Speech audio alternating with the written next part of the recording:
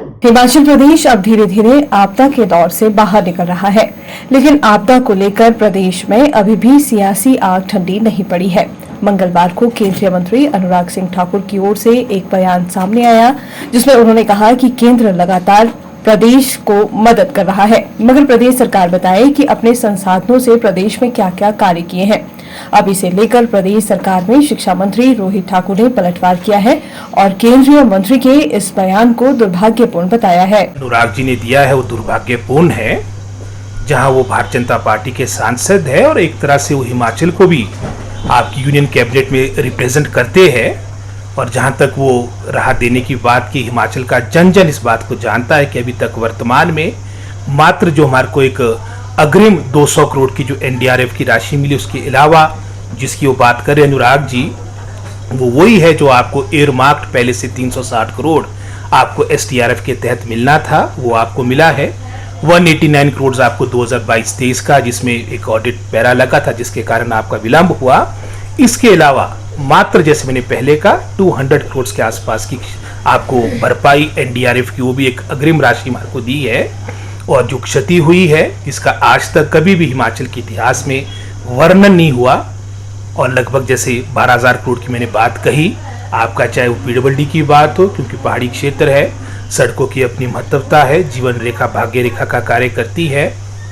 PWD में ही लगभग कोई 3,000 करोड़ के आसपास की क्षति हुई है। आपकी जल शक्ति विभाग में 2,000 करोड़ की क्षति हुई है।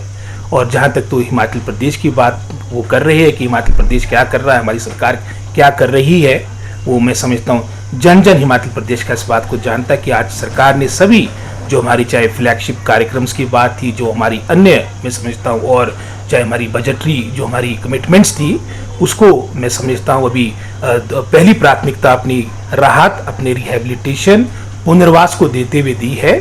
अगर आवश्यकता होगी तो जो जैसे माननीय मुख्यमंत्री ने कहा है, हमने जो अपनी बजटीय अनाउंसमेंट्स की है उसको हम दूसरी प्राथमिकता देंगे। लेकिन आज समय की आवश्यकता ये है, जो इतनी बड़ी क्षति हुई है वहाँ पर हमारे क्या कहते हैं प्रभावित लोगों को राहत दी जा सके। और इसी को देखते हुए माननीय मुख्यमंत्री शीघ्र हिमाचल का हमारा अलग से रिलीफ पैकेज भी शीघ्र अनाउंस करने जा रहे हैं। और जो अनुराग जी ने कहा ये बहुत ही दुर्भाग्यपूर्ण है और आज समय की आवश्यकता थी। जैसे गुजरात में भुज के मामले में, या उत्तराखंड में केदारनाथ का, जिसका काफ़ी डिटेल में भी सेशन के दौरान चर्चा हुई, लगभग कोई 9,000 करोड़ के आसपास की उस वक्त केंद्र में आपकी यूपी सरकार थी, डॉक्टर मनमोहन सिंह जी प्रधानमंत्री थे।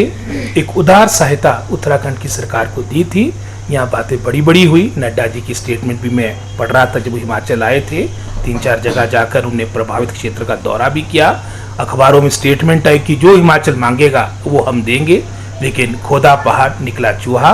और लेकिन चलो हम वही आशा रखते कि अभी भी प्रदेश की मदद हो जाए, क्योंकि सबको पता है कि हमारी छोटी स्टेट है, लिमिटेड हमारे वित्तीय संसाधन है, और उसके बावजूद भी हमारे माननीय मुख्यमंत्री, हमारी सरकार, जैसे मैंने पहले कहा, पूरे अटल निश्चय के साथ हिमाचल के पुनर्वास का अपने पुनः मैं समझता हूँ इस त्रासदी से बाहर आने के लिए हर संभव जो कदम उठाने होंगे हम उठाएंगे सर। इसमें भी केंद्र से मार्को, क्योंकि गवर्नमेंट ऑफ इंडिया की मिड डे योजना है, मिड डे मील योजना है, इसमें मार्को अभी तक पैसा नहीं मिला था।